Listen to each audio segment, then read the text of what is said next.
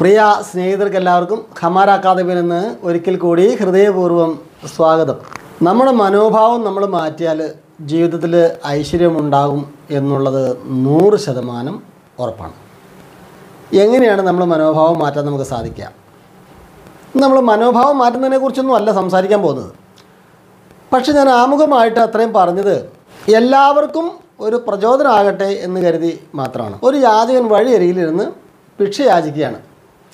അദ്ദേഹം ഒരു പ്ലക്കാർഡ് കയ്യിൽ വെച്ചിട്ടുണ്ട്. ഒരു വശത്ത് ഇങ്ങനെ എഴുതിയിരുന്നു, ഞാൻ ഒരു അന്ധനാണ്, എനിക്ക് എന്തെങ്കിലും തന്നിട്ട് പോകണം. ആ പ്ലക്കാർഡ് സാധാരണയിൽ കൂടുതൽ പ്രത്യാഘാതമൊന്നും ഒരു പ്രതികരണമൊന്നും ജനങ്ങളിൽ ഉണ്ടാക്കിയിട്ടില്ല എന്ന് നമുക്ക് കാണാം അല്ലേ. അതുവഴി കടന്നുപോയ ഒരു യുവതി ആ പ്ലക്കാർഡ് മേടിച്ചിട്ട് അതിൻ്റെ മറുവശത്ത് ഇപ്രകാരം എഴുതി, ഈ ലോകം എത്ര മനോഹരമാണ്, പക്ഷേ എനിക്കത് ആസ്വദിക്കാനും കാണാനും കഴിയുന്നില്ല. തീർച്ചയായിട്ടും ഇത് രണ്ടും ഒരേ അർത്ഥമാണ്. പക്ഷെ അത് ആളുകളിൽ ഉണ്ടാക്കുന്ന മനോഭാവം വിപ്ലവാത്മകമാണ്.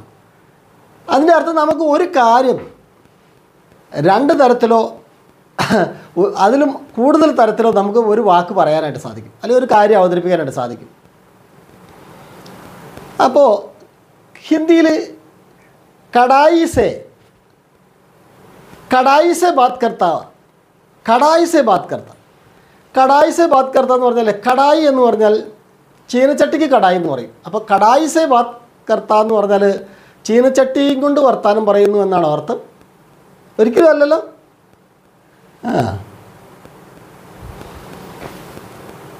മറ്റൊരു വാക്കാണ് കടായി വാല കപ്പട അല്ലെങ്കിൽ കടായിക്ക് കപ്പട. അപ്പോൾ കടായിയുടെ തുണി, കപ്പട എന്ന് പറയുന്ന തുണി നമുക്കറിയാം. അപ്പോൾ ആദ്യം നമ്മൾ കടായി എന്ന് പറഞ്ഞാൽ ചീനച്ചട്ടിയാണ്. അപ്പോൾ കടായിക്ക് കപ്പട എന്ന് പറഞ്ഞാൽ എന്താണ്? ചീനച്ചട്ടി കൊണ്ട് ഉണ്ടാക്കിയത് തുണിയാണോ? കടായിക്ക് സാരി, ചീനച്ചട്ടി കൊണ്ട് ഉണ്ടാക്കിയ സാരി. കടായിക്ക് ഷർട്ട്, ചീനച്ചട്ടി കൊണ്ട് ഉണ്ടാക്കുന്ന ഷർട്ട്. കടായി വാല ജുബ്ബ, ചീനച്ചട്ടി കൊണ്ട് ഉണ്ടാക്കിയ ജുബ്ബ എന്നാണോ? ഒരിക്കലും അല്ല. ഈ വാക്കുകൾക്കെല്ലാം വ്യത്യസ്തങ്ങളായ അർത്ഥങ്ങളുണ്ട്. കട്ടായി എന്ന് പറഞ്ഞാൽ എന്താണ്? കൊയ്യുക എന്നാണ്. കട്ടായി കൊയ്യുക. കട്ടായിക്ക് സമയം കൊയ്ത്ത് കാലം. കട്ടായിക്ക് സമയം കൊയ്ത്ത് കാലം വേണമെങ്കിൽ അതിന് നമുക്ക് ഫസൽ കാട്ടിക സമയം ബി ബോൾ സക്തായ. ഫസൽ കാട്ടി വിളവെടുപ്പിൻ്റെ സമയം, ഫസൽ കാട്ടിക സമയം വിളവെടുപ്പിൻ്റെ സമയം എന്ന് വേണമെങ്കിൽ നമുക്ക് പറയാനായിട്ട് സാധിക്കും. ഫസൽ കാട്ടിക സമയം കട്ടായി. കടായി എന്ന് പറഞ്ഞാൽ ചീനച്ചട്ടി എന്ന അർത്ഥമുണ്ട്. അപ്പം നമുക്കതിൻ്റെ ഈ വാക്കുകളിലേക്ക് നമുക്ക് വളരെ പെട്ടെന്ന്, വളരെ കുറഞ്ഞ സമയം കൊണ്ട് ഈ വീഡിയോ തീരും. ഉള്ളടക്കത്തിലാണ് നമുക്ക് ഒരുപാട് സന്ദർഭങ്ങളിൽ നമുക്ക് ആശയക്കുഴപ്പമുണ്ടാക്കുന്ന ഈ വാക്കുകളെല്ലാം നമുക്ക് ഇനി ഒരിക്കലും നമ്മൾ ആശയക്കുഴപ്പം ഉണ്ടാക്കാതിരിക്കട്ടെ. ഇപ്പം കടായി എന്ന് പറഞ്ഞാൽ എന്താണ്? ചീനച്ചട്ടി. കടായി എന്ന് പറഞ്ഞാൽ ചീനച്ചട്ടിയാണ്. എന്താണ്? നമ്മൾ കടായി ചിക്കനൊക്കെ എല്ലാവരും കഴിച്ചിട്ടുണ്ടാവൂലേ. എന്താണ് ഈ കടായി ചിക്കൻ എന്ന് നിങ്ങൾ ചിന്തിച്ചിട്ടുണ്ടോ? ഒന്നുമില്ല, ചീനച്ചട്ടിയിൽ ഉണ്ടാക്കിയെന്ന് മാത്രമേ അതിന് അർത്ഥമുള്ളൂ. ചിക്കൻ എന്ന് പറഞ്ഞാൽ നമുക്കറിയാം അല്ലേ, കോഴിയിറച്ചിയാണ്.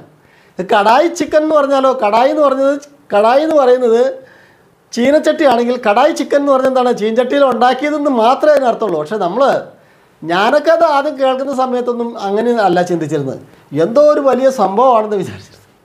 പക്ഷേ അത് ഞാനും ഉണ്ടാക്കിയിട്ടുണ്ട്, ഈ കടായി ചിക്കൻ. അപ്പോൾ കടായി എന്ന് പറഞ്ഞാൽ ചീനച്ചട്ടി എന്നാണ് അർത്ഥം. എന്താണ്? കടായി ചീനച്ചട്ടി. എന്നാൽ കടായി എന്ന് പറഞ്ഞാൽ ചിത്രത്തുന്നൽ എന്നൊരർത്ഥമുണ്ട്. കടായി ചിത്രത്തുന്നൽ, സ്പെല്ലിംഗ് വ്യത്യാസമുണ്ട്. കടായി എന്ന് പറഞ്ഞാൽ ചിത്രത്തുന്നൽ. ചിത്രത്തുന്നൽ എന്ന് പറയുന്നതിന് കടായി എന്നാണ് പറയുക. കടായി വാല കപ്പട, കടായി വാല സാരി, കടായി വാല കപ്പട, കടായി വാല സാരി എന്ന് പറഞ്ഞാൽ ചിത്രത്തുന്നലുള്ള സാരി, ചിത്രത്തിനുള്ള തുണി, ചിത്രത്തിനുള്ള എന്തോ ആകട്ടെ, തുണിയിലാണല്ലോ കൂടുതലും നമ്മൾ ചിത്രത്തുന്നൽ ചെയ്യാം. അതിന് ഈ എംബ്രോയ്ഡറി വർക്കിന് പറയുന്ന പേരാണ് കടായി. അതിന് സ്പെല്ലിംഗ് വ്യത്യാസമുണ്ട്. ചീനച്ചട്ടിയുടെ സ്പെല്ലിങ്ങും ഇതും പറയുന്നത് ഒരുപോലെയാണെങ്കിലും സ്പെല്ലിങ്ങിന് വ്യത്യാസമുണ്ട്. നല്ല തുണിയിൽ നമ്മൾ എംബ്രോയ്ഡറി ചെയ്ത് നമുക്ക് കൂടുതൽ മനോഹരമാക്കാനായിട്ട് സാധിക്കും അല്ലേ. എന്നാൽ നമുക്ക് ഓർക്കുക, ഇപ്പോൾ നമുക്ക് നമ്മുടെ ഡ്രസ്സ്, നല്ല സാരി, നമ്മൾ സാരി ഉപയോഗിച്ചുകൊണ്ടിരിക്കുകയാണ്. ഒരു ദിവസം യാദൃശ്ചികമായിട്ട് ആ സാരിയിൽ കുറച്ച് നല്ല മനോഹരമായ സാരിയാണ്, വലിയ വില കൂടിയതൊന്നും അല്ലെങ്കിലും കൂടുതലാണെങ്കിലും ആ സാരിയിൽ അല്പം കറ പറ്റി.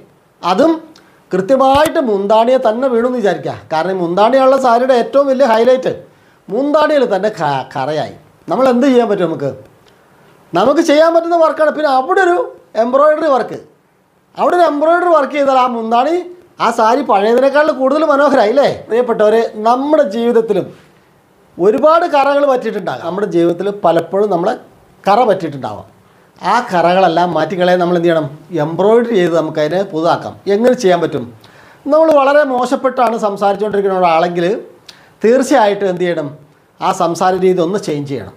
അധരങ്ങളിൽ നല്ല വാക്ക്, മറ്റുള്ളവർക്ക് നന്മയുണ്ടാകാൻ വേണ്ടിയുള്ള നല്ല വാക്കുകൾ നമ്മൾ ബോധപൂർവം സൃഷ്ടിച്ച് പറയണം. നമ്മളുടെ ഈ മനോഭാവത്തിൽ മാറ്റം വരും. നെഗറ്റീവ് തോട്ട്സ്, നെഗറ്റീവ് ചിന്തകളെ ഒക്കെ എടുത്ത് നമ്മൾ ഓരോന്നോരോന്നായിട്ട് കളഞ്ഞിട്ട് അവിടെയുള്ള സ്ഥാനത്ത് പോസിറ്റീവ് ചിന്തകളെ കൊണ്ട് നിറയ്ക്കാം. എംബ്രോയിഡറി വർക്ക് വഴി നമുക്കതിനെ മനോഹരമാക്കി എടുത്തിട്ട് അപ്പോൾ എംബ്രോയിഡറി എന്ന് പറഞ്ഞാൽ എന്താണ്? കടായി വാല കപ്പട കട്ടായി എന്ന് പറഞ്ഞാൽ നമ്മൾ കടിച്ചു തിന്നുന്ന സാധനമല്ല കേട്ടോ, മൊട്ടായി അല്ല. ഞാനിത്ര കട്ടായി എന്ന് ഉറക്കെ പറഞ്ഞ എന്താണെന്ന് വെച്ചാൽ, ഇത്ര സ്ട്രോങ്ങിൽ പറഞ്ഞ എന്താണെന്ന് വെച്ചാൽ ആ വാക്ക് സ്പെല്ലിങ് മനസ്സിലാക്കാൻ വേണ്ടിയിട്ടാണ്. അങ്ങനെയൊന്നും പറയില്ല. ഈ കടായി തന്നെയാണ്, അതിനും പറയാം കട്ടായി തന്നെ പറയാം. കട്ടായി എന്ന് പറഞ്ഞാൽ എന്താണ്? കൊയ്ത്ത്, വിളവെടുപ്പ്. കട്ടായിക സമയം, വിളവെടുപ്പിൻ്റെ സമയം. കട്ടായിക സീസൺ. കട്ടായിക കാൽ എന്ന് പറഞ്ഞാൽ കൊയ്ത്തിൻ്റെ കാലമാണ്. കട്ടായി എന്ന് പറഞ്ഞാൽ വിളവെടുപ്പ് എന്ന് പറയുന്നത് ഫസൽ കാട്ടി എന്ന് പറയാം. ഫസൽ കാട്ടി വിളവെടുപ്പിൻ്റെ സമയം. ഫസൽ കാട്ടിക സമയം, കട്ടായിക സമയം, ഫസൽ കാട്ടിക സമയം. कटाई के समय के लिए क्या करने का? बोने का. क्या बोने का? अच्छी बीज बोने का. നല്ലത് കൊയ്യാൻ വേണ്ടി നല്ല ബീജ് എന്ന് പറഞ്ഞാൽ വിത്ത്, നല്ല വിത്ത് വിതയ്ക്കണം. अच्छा कटाई के लिए अच्छी बीज बोने का. 4 കടായി കൊണ്ടാണ് ഞാൻ വന്നിരിക്കുന്നത്. ഈ കടായിയുടെ പ്രത്യേകത എന്താണെന്ന് വെച്ചാൽ അത് കഠിനമായ വാക്കുകളാണ് ഉപയോഗിക്കുക. കഠിനമായ വാക്കുകൾ പറയുന്നതിന് കടായി സെ ബാത് കർത്തെ എന്ന് പറഞ്ഞാൽ ചീഞ്ചട്ടി കൊണ്ട് സംസാരിക്കുന്നതല്ലല്ലോ അർത്ഥം. കടായി എന്ന് പറഞ്ഞാൽ ചീഞ്ചട്ടിയല്ല, കടായി എന്ന് പറഞ്ഞാൽ ചീഞ്ചട്ടിയാണ്. അപ്പോൾ കടായി സെ ബാത് കർത്തെ എന്ന് പറഞ്ഞാൽ എന്താണ്? ചീഞ്ചട്ടി കൊണ്ട് വർത്താനം പറയുന്നതാണോ? അല്ല.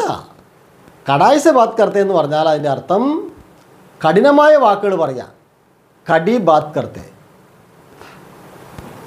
കഠിനമായ വാക്കുകൾ ഉപയോഗിക്കുന്നു, പരുക്കൻ വാക്കുകൾ ഉപയോഗിക്കുന്നു, ഒരാൾക്ക് കേട്ടാൽ ചങ്ക് തകർന്ന വാക്കുകൾ ഉപയോഗിക്കുന്നു. കടായി സെ ബാത് കർത്താ ഹൈ, കടായി കാ ബാത് കർത്താ ഹൈ, കടായി സെ ബാത് കർത്താ ഹൈ. ചങ്ക് തകർന്ന വർത്തമാനം പറയാം. ചിലരൊക്കെ പറഞ്ഞാൽ ചങ്ക് തകർന്ന വർത്തമാനം പറയും. ഒരൊറ്റ സംസാരത്തിൽ ഒരു 5 വർഷത്തെ ആയുസ് കുറഞ്ഞു പോകും. അമ്മാതിരി വർത്തമാനമാണ് നമ്മൾ ആളുകളിൽ നിന്ന് പ്രതീക്ഷിക്കുക. ചില ആളുകളിൽ നിന്ന് നമുക്ക് കേൾക്കേണ്ടി വരാം. ഒരു കാര്യം ഉണ്ടാവില്ല.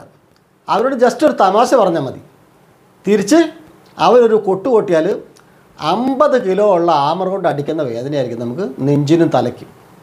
അമ്മാതിരി വർത്തമാനം പറഞ്ഞ ആൾക്കാരുണ്ട്. കടായി സെ ബാത് കർത്താ ഹൈ, കടായി കാ ബാത് കർത്താ ഹൈ. അങ്ങനെ കഠിനമായ വാക്കുകൾ ഉപയോഗിക്കുന്നവർക്ക് ജീവിതത്തിൽ വളരെയധികം കഠിനതകളെ നേരിടേണ്ടി വരും. കടായി സെ ജിന്ദഗി ബീതന പടേഗ, കഠിനമായ ജീവിതം നയിക്കേണ്ടി വരും. കടായി കെ ജിന്ദഗി ഗുജാർന പടേഗ, കഠിനതയുടെ ജീവിതം നയിക്കേണ്ടി വരും. മറ്റുള്ളവരുടെ ജീവിതത്തിൽ മറ്റുള്ളവർക്ക് നന്മയുണ്ടാകട്ടെ എന്ന് ഞാൻ ആഗ്രഹിക്കുകയും പ്രാർത്ഥിച്ചു തുടങ്ങിയപ്പോൾ എൻ്റെ ജീവിതത്തിൽ വലിയ മാറ്റങ്ങളുണ്ടായി. എന്ന് പറഞ്ഞാൽ എനിക്ക് പോലും ചിന്തിക്കാൻ പറ്റാത്ത തരത്തിൽ എൻ്റെ ജീവിതത്തിലേക്ക് വലിയ ഉയർച്ച കൊണ്ടുവന്നു. എല്ലാം നഷ്ടപ്പെട്ടിരുന്നു, എല്ലാം നഷ്ടപ്പെട്ടു പോയിരുന്നു. ഒരു കിടപ്പാടം പോലും നഷ്ടപ്പെട്ടു പോകുന്ന അവസ്ഥയിലേക്ക് ഞാൻ വന്നതാണ്. അവിടെ നിന്ന് ദൈവം എന്നെ കൈപിടിച്ച് ഉയർത്തി. മാസം 35 രൂപ, ഒരു മാസം 35,000 അല്ല, വെറും 35 രൂപ ഒരു മാസം ഉണ്ടായിരുന്നെങ്കിൽ എനിക്ക് അരി ഉപ്പും മേടിക്കായിരുന്നു, 2 മുള്ളമീനും 2 ഉണക്കമീനും മേടിച്ച് എങ്ങനെ ജീവിക്കാമായിരുന്നു എന്ന് വിചാരിച്ചെടുത്ത് ആ നിലയിലേക്ക് എന്നെ ഉയർത്തിക്കൊണ്ടു. ഞാൻ ഒരിക്കലും പ്രതീക്ഷിച്ചിട്ടില്ല. എനിക്ക് അത്ഭുതമാണ് എന്നെ ദൈവം ഇങ്ങനെ കൊണ്ടുവന്നത്. ഇപ്പം മറ്റുള്ളവർക്ക് നന്മ വരാൻ വേണ്ടി, ലോകത്തിന് നന്മ വരാൻ വേണ്ടി, ലോകത്തുള്ള സകല മനുഷ്യർക്ക് നന്മ ഉണ്ടാകാൻ വേണ്ടി നമ്മൾ പ്രാർത്ഥിച്ചു. നമ്മുടെ ജീവിതത്തിലേക്ക് അനുഗ്രഹം വരിക. എന്നിലൊരു അധ്യാപകൻ ഉണ്ടായിരുന്നു എന്ന് എനിക്കറിയില്ലായിരുന്നു. എന്നിലെ ഈ കഴിവുകൾ മറ്റുള്ളവർക്ക് ഉപകാരപ്പെടുമെന്ന് എനിക്കറിയില്ലായിരുന്നു. എത്രയോ വർഷം അത് ഞാൻ വെറുതെ ചാരം മൂടിയ കനൽ പോലെ കിടന്നു. എന്തുകൊണ്ടായിരിക്കും ഞാൻ ചിന്തിച്ചിട്ടുണ്ട്. ഈ കാര്യം എൻ്റെ കയ്യിലുണ്ടല്ലോ, അവിടെ നിന്ന് കിട്ടിയല്ലോ. നാട്ടിൽ വന്നിട്ട് ഞാൻ അതിനേക്കാട്ടിലും കൂടുതൽ പ്രയാസപ്പെട്ട് ഒരുപാട് ഞെരുങ്ങി കഷ്ടതനുഭവിച്ച് ജീവിച്ചു. അന്നൊന്നും എനിക്കത് തോന്നിയിട്ടില്ല. എൻ്റെ ഭാര്യ പറഞ്ഞു ട്യൂഷൻ എടുക്കാൻ പാടില്ല എന്നൊക്കെ ചോദിച്ചു എന്നോട്. പക്ഷേ പലപ്പോഴും ചോദിച്ചെങ്കിലും ഞാൻ എന്നിട്ടും എൻ്റെ ബുദ്ധി തെളിഞ്ഞിട്ടില്ല. പക്ഷേ ഒരു സുപ്രഭാതത്തിൽ ദൈവം എനിക്കത് ബോധ്യപ്പെടുത്തി തന്നു. അത് നല്ലൊരു തുടക്കമായിരുന്നു. അതിലൂടെ ദൈവം എന്നെ അനുഗ്രഹിച്ചു, നല്ല തോതിൽ അനുഗ്രഹിച്ചു. അപ്പം നമ്മുടെ ഉള്ളിലൊക്കെ എന്തെങ്കിലുമൊക്കെ ഒളിഞ്ഞു കിടപ്പുണ്ട്, നമ്മളറിയാതെ കിടപ്പുണ്ട്. നമ്മൾ ചിന്തിക്കാത്ത നന്മകൾ ദൈവം നമുക്ക് തരും. നമ്മൾ ചിന്തിക്കാത്തതും മനസ്സുകൊണ്ട് തോന്നാത്തതും മനസ്സിൽ വിചാരിക്കാത്തതുമായിട്ടുള്ള നന്മകൾ നമ്മളിലേക്ക് ഒഴുകി വരും. ഒരു സന്ദേശം ഞാൻ നിങ്ങൾക്ക് തരാൻ പോകുന്നത്, ഞാൻ ലോകം മുഴുവനുള്ള അന്ന് 630 കോടി ജനങ്ങളാണ് ലോകത്ത് മുഴുവനുള്ളത്. ഞാനിങ്ങനെ എൻ്റെ പ്രാർത്ഥന അങ്ങനെയാണ് തുടങ്ങിയത്. ദൈവമേ, ലോകത്തിലുള്ള 630 കോടി ജനങ്ങൾക്കും, വളരെ ഇമ്പോർട്ടൻ്റ് ആയിട്ടുള്ള പ്രാർത്ഥനയാണിത്. അത് അന്ന് എനിക്ക് തോന്നിയിട്ടൊന്നുമില്ല, പക്ഷേ ഇപ്പം എനിക്കത് ഉറപ്പിച്ച് പറയാൻ പറ്റും. ദൈവമേ, ലോകം മുഴുവനുമുള്ള 630 കോടി ജനങ്ങൾക്കും ഇനി ജനിക്കാൻ പോകുന്നവർക്കും, തലമുറകളിലൂടെ ഇനി വരാൻ പോകുന്നവർക്കും, ജനിക്കാൻ പോകുന്നവർക്കും, ഇതിനു മുമ്പ് ജനിച്ച് മരിച്ചു പോയവർക്കും ഞാനൊരു ഉപകാരമുള്ള പാത്രമാക്കി എന്നെ മാറ്റണമേ എന്നായിരുന്നു എൻ്റെ പ്രാർത്ഥന. അതിൻ്റെ അർത്ഥം എന്താണെന്ന് എനിക്കറിയില്ല. ഈ മരിച്ചുപോയ, പണ്ട് ആയിരക്കണക്കിന് വർഷം മുമ്പ് മരിച്ചു പോയവരും ഇനി ആയിരക്കണക്കിന് ജന്മം വരാനിരിക്കുന്നവരും ഇപ്പം നിലവിൽ ജീവിച്ചിരിക്കുന്നവരുമായിട്ടുള്ള മുഴുവൻ ജനങ്ങൾക്കും ഞാൻ ഒരു ഉപകാരമുള്ള പാത്രമാകണമെന്ന് ഞാൻ പ്രാർത്ഥിച്ചത്. അപ്പോൾ ഇന്നലെ വൈകുന്നേരം ഞാനിങ്ങനെ പ്രാർത്ഥിച്ചുകൊണ്ടിരിക്കുമ്പോൾ എൻ്റെ മനസ്സിലേക്ക് ഈ ആശയങ്ങൾ വന്നു. പണ്ട് നീ ഇങ്ങനെ പ്രാർത്ഥിച്ചു. ആ പ്രാർത്ഥനയുടെ കൂട്ടത്തിൽ അന്ന് എനിക്കൊരു ബിസിനസ് ഉണ്ടായിരുന്നു. അപ്പം ഞാനിങ്ങനെ ചിന്തിച്ചു, 630 കോടി ജനങ്ങളാണ്. ഒരു മനുഷ്യരിൽ നിന്ന് 1 രൂപ എനിക്ക് കിട്ടിയാൽ എനിക്ക് 630 കോടി രൂപ കിട്ടും. പക്ഷേ ഇത് എങ്ങനെ സാധ്യമാക്കുമെന്ന് എനിക്കറിയില്ല. ആ പ്രോജക്റ്റ് എങ്ങനെ സാധ്യമാക്കും? അന്ന് എൻ്റെ കയ്യിലുള്ള പ്രോജക്റ്റ് എന്ന് പറഞ്ഞിട്ടുണ്ടെങ്കിൽ ഒരു 10 രൂപയുടെ ഒരു പ്രോഡക്റ്റാണ് എൻ്റെ കയ്യിലുള്ളത്. ഈ 10 രൂപയുടെ പ്രോഡക്റ്റ് കൊടുത്താൽ എനിക്ക് 4 രൂപ കിട്ടും. പക്ഷേ 4 രൂപ ലാഭമുള്ള ഈ പ്രോഡക്റ്റ് ലോകം മുഴുവനും എത്തിക്കുന്നത് എങ്ങനെ? എല്ലാ ജനങ്ങൾക്കും ഇത് ആവശ്യമുണ്ടെന്ന് പറയാൻ, എല്ലാ ജനങ്ങൾക്കും ഇത് കൊടുക്കാൻ, അവരിൽ ഈ പ്രോഫിറ്റ് 1 രൂപ എനിക്ക് നേടാൻ അതിനുള്ള എങ്ങനെ സാധിക്കും? ഇതെങ്ങനെ പ്രാക്ടിക്കലായിട്ട്, എങ്ങനെ പ്രായോഗികമായിട്ട് എങ്ങനെ വരും? അങ്ങനെ ഞാൻ ചിന്തിച്ചപ്പോൾ ഒന്നും തെളിഞ്ഞില്ല. എൻ്റെ മനസ്സിൽ ഒരു ബുദ്ധിയും തെളിഞ്ഞില്ല. പക്ഷേ ഞാൻ പ്രാർത്ഥന നിർത്തിയില്ല. ഇപ്പോൾ ഇന്നലെ വൈകുന്നേരം എനിക്കത് ബോധ്യമായി. അത് ആകാൻ പോവുകയാണ്. അതിൻ്റെ തുടക്കമാണ് ഈ അധ്യാപനം. ഇപ്പോൾ ഞാൻ അധ്യാപനത്തിൻ്റെ പ്രവൃത്തി തുടങ്ങിയിട്ട് ശരിക്കും തുടങ്ങിയിട്ട് ഇപ്പം യൂട്യൂബിൽ തുടങ്ങിയിട്ട് 5 വർഷമായെങ്കിലും ഞാൻ വാട്സാപ്പ് ക്ലാസ് തുടങ്ങിയിട്ടിപ്പോൾ 2 വർഷം ആയിട്ടേ ഇല്ല, 1.5 വർഷം കഴിഞ്ഞുള്ളൂ. ഈ വാട്സാപ്പ് ക്ലാസ് തുടങ്ങിയതിന് ശേഷം എനിക്കൊന്നും പുറകോട്ട് ചിന്തിക്കേണ്ടി വന്നിട്ടില്ല. പക്ഷേ സ്ഥിരമായൊരു വരുമാനം അതെനിക്ക് ഈ അധ്യാപന തൊഴിലിൽ നിന്ന് കിട്ടുന്നുണ്ടെന്ന സംതൃപ്തിയോടെ, നന്ദിയോടെ നിങ്ങൾ ഓരോരുത്തരോടും പറയാണ്. എൻ്റെ എല്ലാ ഉയർച്ചയ്ക്കും അതിൻ്റെ എല്ലാം പുറകിൽ നിങ്ങൾ ഓരോരുത്തരുടെയും സഹായമുണ്ട്. നിങ്ങൾ ഓരോരുത്തരുടെയും പ്രാർത്ഥനയുണ്ട്. ഹൃദയപൂർവ്വം നിങ്ങൾ ഓരോരുത്തരോടും നന്ദി പറഞ്ഞുകൊണ്ട് വീഡിയോ ഇവിടെ അവസാനിപ്പിക്കുകയാണ്. വാട്സാപ്പ് ക്ലാസ് ആവശ്യമുള്ളവർ വിളിക്കുക. നല്ല വാട്സാപ്പ് ക്ലാസ്, പെട്ടെന്ന് ഹിന്ദി പഠിക്കാൻ, 1 മാസം കൊണ്ട് പഠിക്കാൻ വിളിക്കുക. വീഡിയോ ഇഷ്ടപ്പെട്ടാൽ ലൈക്ക് ചെയ്യുക, ഷെയർ ചെയ്യുക, ഒന്ന് സബ്സ്ക്രൈബ് ചെയ്യുക കേട്ടോ. അഡ്വക്കേറ്റ് സുധീഷ് ഇവിടെ യാദൃശ്ചികമായിട്ട് ചന്തക്കുന്ന് നിലമ്പൂരിൽ വെച്ച് കണ്ടെത്തിയതാണ്. ഹമാര അക്കാദമിയുടെ വാട്സാപ്പ് ക്ലാസ്സിൽ ചേർന്നിട്ട് 1 മാസമായി. അദ്ദേഹം മറ്റൊരു ഹിന്ദിക്കാരനുമായിട്ട് നന്നായിട്ട് ഹിന്ദിയിൽ സംസാരിക്കുന്നുണ്ട് ഞാൻ വരുമ്പോൾ. അപ്പോൾ ഞാൻ വിചാരിച്ചു ഹോട്ടലിൻ്റെ ഒരു പാർട്ട്ണറായിരിക്കുന്നു വിചാരിച്ചത്. പക്ഷേ അദ്ദേഹം പിന്നീട് എന്നോട് പറഞ്ഞു, ഞാൻ സാറിൻ്റെ ക്ലാസ്സിലെ ഒരു സ്റ്റുഡൻ്റാണ്, 1 മാസം കൊണ്ട്. സാറിന് എങ്ങനെ ഇത്ര പെട്ടെന്ന് 1 മാസം കൊണ്ട് ഇതിങ്ങനെ പഠിക്കാനായിട്ട് സാധിച്ചത്? എനിക്ക് ഈ അഡ്വക്കേറ്റാണ് പ്രാക്ടീസ് ചെയ്യുന്നത് മഞ്ചേരിയിൽ. അപ്പോൾ എനിക്ക് കുറേ ഹിന്ദിക്കാരുടെ കേസുകളൊക്കെ ഹിന്ദി ഭാഷ അറിയാത്തതുകൊണ്ട് എനിക്ക് നഷ്ടപ്പെട്ടിട്ടുണ്ട്. അപ്പോൾ അങ്ങനെയാണ് ഞാൻ ഹമാര ഹിന്ദി അക്കാദമിയെ കുറിച്ച് കേൾക്കുന്നത്.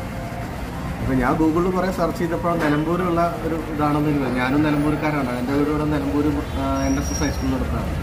അപ്പോൾ ഞാനതിൽ ജോയിൻ ചെയ്ത് സാറിൻ്റെ 1-2 പിന്നെ റെക്കോർഡ് വീഡിയോ ക്ലാസ് കണ്ടപ്പോൾ എനിക്ക് കുറച്ച് നല്ലൊരു ഇതായിട്ട് തോന്നി. അങ്ങനെയാണ് സാറിൻ്റെ നമ്പർ കണ്ടിട്ട് കോൺടാക്ട് ചെയ്തിട്ടുണ്ട്. അപ്പോൾ ഞാനതിപ്പോൾ 1 മാസം ആയി. കഴിഞ്ഞ മാസം 10-ാം തീയതിത്തെ ബാച്ചിൽ ജോയിൻ ചെയ്തിട്ടുണ്ടായിരുന്നു, ജാനുവരി 10. ഇപ്പോൾ എന്താ വെച്ചാൽ അത്യാവശ്യം ഹിന്ദി കാര്യങ്ങളെല്ലാം പഠിക്കുക. അതെങ്ങനെയാണ് പഠിക്കേണ്ട രീതിയൊന്നും എനിക്ക് അറിയുന്നില്ല, ഫോർമാറ്റൊന്നും. അപ്പോൾ ആ ഫോർമാറ്റ് മനസ്സിലാക്കിയപ്പോൾ പിന്നെ വേർഡ് മീനിങ്സ് മനസ്സിലാക്കി. ഇപ്പോൾ ഒരു വേർഡ് മീനിങ് കിട്ടി കഴിഞ്ഞാൽ അത് എങ്ങനെ പാസ്റ്റിലും പ്രസൻറ്റിലും സംസാരിക്കാം എന്നുള്ള ഒരു വേർഡിനെ കിട്ടിക്കഴിഞ്ഞാൽ ഇപ്പോൾ എനിക്കൊരു ഐഡിയ കിട്ടിയത് ഈ ഒരു ക്ലാസ്സിലുണ്ട്. ഇതിൽ ശരിക്കും സംസാരിക്കേണ്ട രീതി എങ്ങനെയാണെന്നുള്ളത് എനിക്ക് ഇതിന്നാണ് കിട്ടിയിരിക്കേണ്ട ശരിക്കും പറഞ്ഞ ഒരു രീതി എങ്ങനെയാണെന്ന് മനസ്സിലാക്കി നമ്മൾ ഹമാര ഹിന്ദി അക്കാദമിയിൽ ചേർന്നതിന് ശേഷമാണ്. അപ്പോൾ ഞാനതിൽ വളരെയധികം താങ്ക്ഫുള്ളാണ് സാറോട്. ഞാനും സാറിനെ യാദൃശ്ചികമായിട്ട് കണ്ടതാണ്. വളരെയധികം സന്തോഷം. എനിക്കും ഒത്തിരി സന്തോഷമുണ്ട്.